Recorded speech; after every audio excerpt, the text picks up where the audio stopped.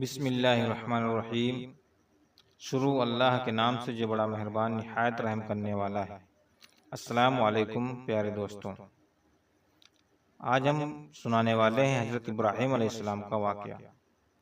پیارے دوستوں، ابراہیم علیہ السلام کے باپ بتوں کو تراش کر کے بیچتے تھے اور خود بھی بتوں کی عبادت کرتے تھے۔ ابراہیم علیہ السلام نے اپنے باپ اور اپنی قوم سے فرمایا، تم کس کی عبادت کرتے ہو؟ تو کہنے لگے بتوں کی۔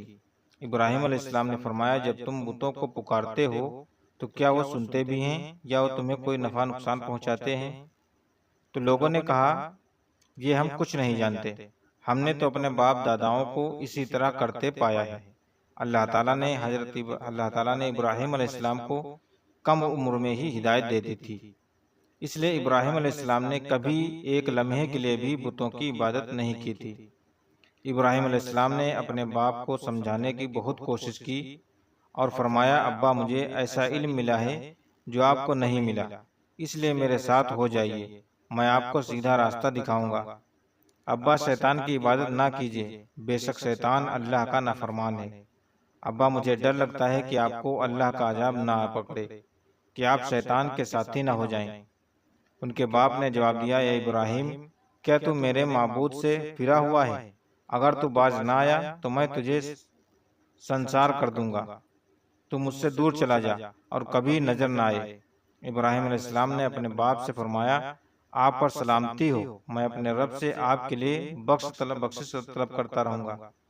والدہ کے سخت جواب کے بعد ابراہیم علیہ السلام نے ان سے علیحدگی اختیار کر لی۔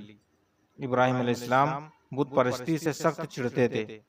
عید کے دن ان کی قوم کے لوگ کھانا پکا کر معبود کے سامنے رکھ دیتے، پھر شہر کے باہر ایک میدان میں جمع ہوتے، وہاں کھیلتے کودتے اور خوشیاں مناتے۔ شام کو گھروں کی طرف آتے، صبح بتوں کے پاس جو کھانا رکھا ہوا تھا اس کو اٹھاتے اور تبرک سمجھ کر کھا جاتے۔ اس دفعہ جب عید کا دن آیا تو سب تیار ہو کر عید پر چلے گئے۔ ابراہیم علیہ السلام تیار نہیں ہوئے۔ وہ لوگ جانے سے پہلے ابراہیم علیہ السلام کے پاس آئے اور پوچھا کہ آپ ہمارے ساتھ نہیں جائیں گے؟ ابراہیم علیہ السلام نے آسمان کی طرف نگاہ اٹھا کر فرمایا، میں بیمار ہوں۔ وہ لوگ ابراہیم علیہ السلام کو چھوڑ کر چلے گئے۔ پھر ابراہیم علیہ السلام نے ان بتوں کے پاس گئے، دیکھا کہ ان کے سامنے کھانا پڑا ہے اور ان بتوں نے اس کھانے کو چھوا تک نہ تھا۔ ابراہیم علیہ السلام نے انہیں مخاطب کر کے کہا، اے اتنے کھانے کا کھانا تمہارے پاس سامنے کھڑا ہوا ہے اور تم کھاتے کیوں نہیں؟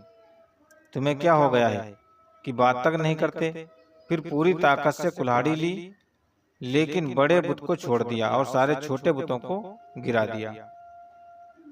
کلہاڑی بت کے کندھے پر رکھ دی، جو بت بڑا بچا ہوا تھا اس کے کندھے پر رکھ دیا۔ جب واپس لوٹے تو لوگ حیران رہ گئے کہ یہ کیسے ہو گیا۔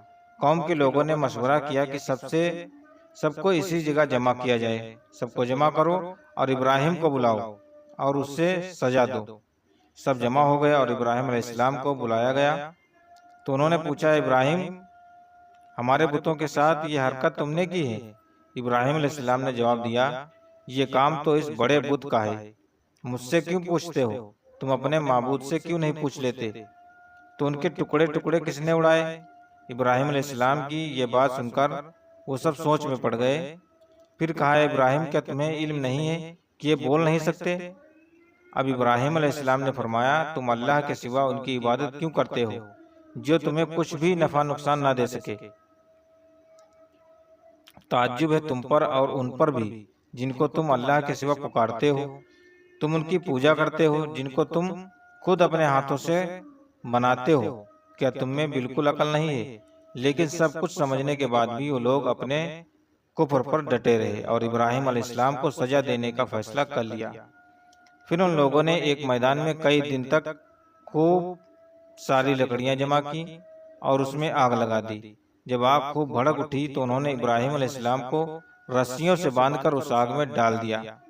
اس وقت ابراہیم علیہ السلام نے یہ دعا پڑھی، حسبنا اللہ و نعم الوکیل، میرے لیے اللہ کافی ہے اور وہ بہترین کارساز ہے۔ اللہ نے آگ سے فرمایا، اے آگ، ابراہیم کے لیے ٹھنڈی ہو جا اور سلامتی والی ہو۔ چنانچہ جب ابراہیم علیہ السلام کو آگ میں ڈالا گیا تو وہ ٹھنڈی ہو گئی۔ آگ بھی اللہ کے حکم کے بغیر نہیں جل سکتی، اس لیے کیونکہ یہ بھی اللہ کی مخلوق ہے اور اس کی قدرت بھی اللہ کے پاس ہے، اس لیے جب آگ کو اللہ کی طرف سے ٹھنڈا ہونے کا حکم ہوا تو وہ آگ ٹھنڈی ہو گئی۔ آگ نے ابراہیم علیہ السلام کے کپڑے جلائے اور نہ جسم کے کسی حصے کو نقصان پہنچایا، صرف وہ رسیاں جلائیں جس نے آپ کو باندھ کے ڈالا گیا تھا۔ آگ کے آس پاس ابراہیم علیہ السلام کو جلتا ہوا دیکھنے کے لیے کھڑے تھے تمام سارے لوگ، لیکن یہ سب دیکھ کر حیران رہ گئے کہ ابراہیم علیہ السلام بڑے ناز و آرام کے درمیان بیٹھے ہیں۔ لوگ اس موج کو دیکھ کر حیرت زدہ ہو گئے۔ پھر ابراہیم علیہ السلام آگ سے نکلے۔ اتنا بڑا معجزہ دیکھنے کے بعد بھی لوط علیہ السلام کے سوا کوئی ایمان نہیں لایا۔ پورے بابل شہر کے لوگ کفر ہی پر ڈٹے رہے۔ ابراہیم علیہ السلام ان کا یہ رویہ دیکھ کر نا امید قرار ہوا۔ کون سا معجزہ دیکھنا چاہتے ہیں لوگ؟ اس وقت بابل پر نمرود نامی بادشاہ کی حکومت تھی۔ جب اس کے پاس اس معجزے کی خبر پہنچی تو اس نے اپنے دربار میں ابراہیم علیہ السلام کو پیش کرنے کا حکم دیا۔ اس نے ابراہیم علیہ السلام سے ان کے رب کے بارے میں پوچھا۔ ابراہیم علیہ السلام نے جواب دیا، میرا رب تو وہ ہے جو زندہ کرتا ہے اور مارتا بھی ہے۔ جواب میں اس نے کہا، میں بھی زندہ کرتا ہوں اور مارتا بھی ہوں۔ اس نے حکم دیا کہ جیل سے 2 قیدیوں کو لے آؤ۔ پھر اس نے ایک کو قتل کرنے کا حکم دیا اور دوسرے کو معاف کر دیا، اور کہنے لگا کہ دیکھو لوگ، میرے حکم سے لوگ مرتے ہیں اور میرے حکم سے انہیں زندگی بھی ملتی ہے۔ اس پر ابراہیم علیہ السلام نے کہا، بے شک اللہ سورج کو مشرق سے مغرب طرف لے جاتا ہے، تو اس کو مغرب سے لے جا، اور اس پر نمرود کے پاس کوئی جواب نہ تھا۔ پھر اس نے ابراہیم علیہ السلام کو شہر سے نکل جانے کا حکم دے دیا۔ ابراہیم علیہ السلام عراق کو چھوڑ کر شام کی طرف چل دیے۔ یہاں پر انہوں نے اپنے چچا کی بیٹی سارہ علیہ السلام سے شادی کی اور یہیں رہنے لگے۔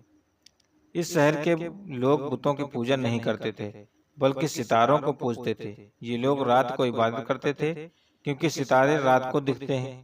ایک رات ابراہیم علیہ السلام ان لوگوں کے ساتھ نکلے اور ایک چمکتے ہوئے تارے کو دیکھ کر مذاق میں بولے کہ یہ میرا رب ہے۔ پھر جب وہ تارا چھپ گیا تو بولے کہ یہ میرا رب کیسے ہو سکتا ہے جو چھپ جائے۔ اگلی رات انہوں نے چاند کو دیکھ کر بولا، یہ میرا رب ہے۔ پھر جب دن ہوا اور چاند چھپ گیا تو بولے، یہ رب کیسے ہو سکتا ہے؟ اگر دن کے وقت کسی کو اپنے رب کی حاجت ہو، ضرورت ہوگی تو وہ کیا کرے گا؟ ان باتوں سے ابراہیم علیہ السلام ان لوگوں کو غور اور فکر کی دعوت دے رہے تھے تاکہ وہ لوگ غور فکر کریں کہ جب دن ہوا اور سورج نکلا تو کہنے لگے، یہ میرا رب ہے، یہ تو سب سے بڑا ہے۔ لیکن جب بھی غروب ہو گیا تو کہنے لگے، یہ بھی رب کہلانے کے لائق نہیں ہے، یہ سب تو مخلوق ہے اور ان کا خالق اور کوئی نہیں ہے سوائے اللہ کے۔ میں تو اس کی عبادت کرتا ہوں جس نے زمین و آسمان کو پیدا کیا۔ ان لوگوں نے پھر بھی کفر ہی کیا اور کوئی بھی ایمان نہیں لایا۔ چنانچہ ابراہیم علیہ السلام نے پھر ہجرت کرنے کا فیصلہ کیا اور مصر جا پہنچے۔ مصر کے بادشاہ کو خبر ملی کہ ایک شخص ہجرت کر کے آیا ہے اور اس کے ساتھ ایک عورت ہے جو بہت حسین اور جمیل ہے۔ اس بادشاہ نے اپنے لوگوں کو بھیجا کہ اس عورت کو میرے پاس لے آؤ اور پتہ کرنا کہ وہ اس کے ساتھ جو آدمی ہے وہ کون ہے۔ اگر اس کا شوہر ہو تو اسے قتل کر دو۔ ادھر بادشاہ نے اپنے لوگوں کو بھیجا، ادھر اللہ نے ابراہیم علیہ السلام کو وحی بھیج دی۔ ابراہیم علیہ السلام نے سارہ علیہ السلام سے کہا، اگر وہ تم سے میرے بارے میں پوچھیں تو کہہ دینا تم میری بہن ہو۔ پھر انہوں نے سمجھایا کہ اس روح زمین پر میرے اور تمہارے سوا کوئی ایمان والا نہیں ہے، اس لحاظ سے تم میری دینی بہن ہو۔ اس ظالم بادشاہ نے سارہ علیہ السلام کو اپنے محل میں بلایا۔ جب اس نے سارہ علیہ السلام کے ساتھ بدکاری کرنے کے لیے اپنے ہاتھ آگے بڑھائے تو سارہ علیہ السلام نے اللہ سے دعا کی اور دعا کی کہ برکت سے اس بادشاہ کا ہاتھ جم گیا۔ وہ بری طرح چیخنے لگا اور چلانے لگا۔ اس کے سارے ملازم آ گئے۔ یہ دیکھ کر سارہ علیہ السلام ڈر گئیں اور سوچا کہ اگر یہ مر گیا تو لوگ یہ سوچیں گے کہ میں نے اسے قتل کر دیا ہے۔ پھر انہوں نے اسے نجات دینے کے لیے اللہ سے دعا کی اور اس بادشاہ کا ہاتھ ٹھیک ہو گیا، پر اس نے پھر سے وہی حرکت کی، اس کا ہاتھ پھر جم گیا۔ ایسا 3 مرتبہ ہوا اور آخر کار اس نے سارہ علیہ السلام سے وعدہ کیا کہ اب کی بار اگر تو مجھے اس مصیبت سے نجات دلائے گی تو میں تجھے چھوڑ دوں گا۔ پھر سارہ علیہ السلام نے اللہ سے دعا کی اور وہ ٹھیک ہو گیا۔ پھر اس نے سارہ علیہ السلام کو عزت سے رہا کر دیا اور ان کی خدمت کے لیے اپنی بیٹی ہاجرہ ان کے ساتھ کر دیا۔ سارہ علیہ السلام جب واپس آئیں تو ابراہیم علیہ السلام نے فرمایا کہ اب ہم یہاں نہیں رہیں گے بلکہ واپس جائیں گے۔ پھر وہ لوگ واپس فلسطین چلے گئے۔ حضرت ابراہیم علیہ السلام کی عمر 86 سال ہو گئی، پر ان کی کوئی اولاد نہ تھی۔ تو سارہ علیہ السلام نے سوچا کہ میں بانجھ ہوں اور ابراہیم علیہ السلام کو اولاد کی تمنا ہے، تو کیوں نہ میں ہاجرہ علیہ السلام کا نکاح ابراہیم علیہ السلام سے کرا دوں۔ پھر ابراہیم علیہ السلام اور ہاجرہ علیہ السلام کا نکاح ہو گیا۔ اللہ نے ابراہیم علیہ السلام کی اولاد کی دعا قبول کری اور بیٹے اسماعیل علیہ السلام سے نواز دیا۔ پھر اللہ کا حکم ہوا کہ اپنی بیوی ہاجرہ علیہ السلام اور بیٹے اسماعیل علیہ السلام کو لے کر مکہ روانہ ہو۔ اس وقت مکہ کی بالکل بنجر جگہ تھی، جہاں پر ابراہیم علیہ السلام اپنی بیوی بچے کو چھوڑ کر جانے لگے تو ہاجرہ علیہ السلام کو بہت حیرانی ہوئی اور اپنے شوہر سے پوچھنے لگی کہ ابراہیم، ہمیں کہاں چھوڑے جا رہے ہو؟ یہاں نہ پانی ہے، نہ خوراک کا، نہ کوئی انسان ہے، سب جنگلات ہی جنگلات ہیں۔ ابراہیم علیہ السلام نے کوئی جواب نہیں دیا اور چلتے رہے۔ ہاجرہ علیہ السلام ان کے پیچھے چلتی رہیں، سوال کرتی رہیں کہ ہمیں کس کے حوالے کر کے جا رہے ہو؟ یہ تو بالکل بے آباد جگہ ہے۔ ابراہیم علیہ السلام نے پھر بھی کوئی جواب نہیں دیا۔ آخر کار ہاجرہ علیہ السلام نے ان سے پوچھا کہ آپ کو اللہ نے اس کام کا حکم دیا ہے؟ تو ابراہیم علیہ السلام نے فرمایا کہ ہاں۔ تب سیدہ ہاجرہ مطمئن ہو گئیں اور بولی اگر یہ بات ہے تو اللہ ہمیں بالکل ضائع نہیں ہونے دے گا، خوراک بھی دے گا، پانی بھی دے گا۔ چند دن میں پانی ختم ہو گیا۔ پانی کا ایک مسکیجہ تھا جو ختم ہو گیا، کھانا بھی نہ بچا، جس کی وجہ سے ماں کا دودھ بھی خشک ہو گیا۔ اب بچہ بھوک سے بلک رہا تھا۔ ہاجرہ علیہ السلام نے اپنے بچوں کو بھوک سے روتا ہوا نہیں دیکھ سکتی تھی، اس لیے انہوں نے بچے کو وہیں چھوڑ آیا اور پاس کی پہاڑی صفا کی طرف دوڑی، شاید کسی طرف پانی کا سوراخ مل جائے، نظر آ جائے، کسی انسان کی جھلک نظر آ جائے۔ جب کچھ نظر نہ آیا تو نشے کی طرف پہنچی، پر جب انہیں بچے کی طرف دوڑی، جب بچہ نظر نہیں آیا تو تیزی سے مروہ کی پہاڑی کی طرف دوڑی، وہاں بھی کچھ نظر نہ آیا۔ خیال آیا کہ پھر میرا بچہ اکیلا ہے، پھر سے کوشش کرنی چاہیے۔ اس طرح انہوں نے صفا اور مروہ کے درمیان 7 چکر لگائے۔ اللہ کو ہاجرہ علیہ السلام کی یہ ادا بہت پسند آئی اور اللہ تعالیٰ نے ہاجرہ علیہ السلام کی اس سنت کو برقرار رکھنے کے لیے اسے حج کا حصہ بنا دیا۔ یہی وجہ ہے کہ مسلمان حج اور عمرے کے وقت صفا اور مروہ کے درمیان 7 چکر لگاتے ہیں۔ جب وہ آخری مرتبہ مروہ پر پہنچی تب انہیں ایک آواز سنائی دی جو اسماعیل علیہ السلام کے قریب سے آ رہی تھی۔ وہ جلدی سے اپنے بچے کے پاس پہنچی تو دیکھا اسماعیل علیہ السلام کے قدموں کے نیچے سے پانی پھوٹ رہا ہے۔ اللہ تعالیٰ نے جبرائیل علیہ السلام کو ہاجرہ علیہ السلام کی مدد کے لیے بھیجا تھا۔ انہوں نے زمزم والی جگہ پر اپنا پر مارا تو اسماعیل علیہ السلام کے قدموں کے پاس سے زمزم کا چشمہ جاری ہو گیا۔ اللہ نے اپنے ان بندوں کے لیے زمین پھاڑ کر ایک چشمہ نکال دیا۔ یہی آب زمزم کا آغاز تھا۔ حضرت ہاجرہ علیہ السلام پانی کو حیرانی اور خوشی سے دیکھ رہی تھی۔ جب انہوں نے دیکھا کہ پانی چاروں طرف بہ رہا ہے تو انہوں نے زمین کو کھودنا شروع کر دیا تاکہ پانی ادھر ادھر نہ بہے۔ پھر انہوں نے گڑھے کے چاروں طرف پتھر رکھ دیے اور بولے کہ زمزم یعنی رک جا۔ نبی صلی اللہ تعالی علیہ وسلم کا فرمان ہے، اللہ اسماعیل علیہ السلام کی والدہ پر رحم فرمائے، اگر وہ جلد بازی سے کام نہ لیتی تو زمزم ایک بہنے والا چشمہ ہوتا۔ ہاجرہ علیہ السلام نے اسماعیل علیہ السلام کو پانی پلایا اور خود بھی پیا۔ بس یہی آب زمزم ان کے کھانے اور پینے کا کام دیتا تھا۔ کچھ ہی دنوں میں ہجرت کرنے والا ایک قبیلہ ادھر سے گزرا اور وہاں رکنے کا ارادہ کیا۔ ہاجرہ علیہ السلام سے اجازت لی، انہوں نے اجازت دے دی اور وہاں پر وہ قبیلہ بس گیا۔ دھیرے دھیرے کرتے کرتے وہاں پر بستیاں تیار ہو گئیں اور شہر میں تبدیل ہونے لگا۔ محترم بزرگوں اور دوستوں، یہ تھی ابراہیم علیہ السلام اور ان کے بیٹے اسماعیل علیہ السلام کے کچھ واقعات جو ہم نے آپ کو بتائے ہیں۔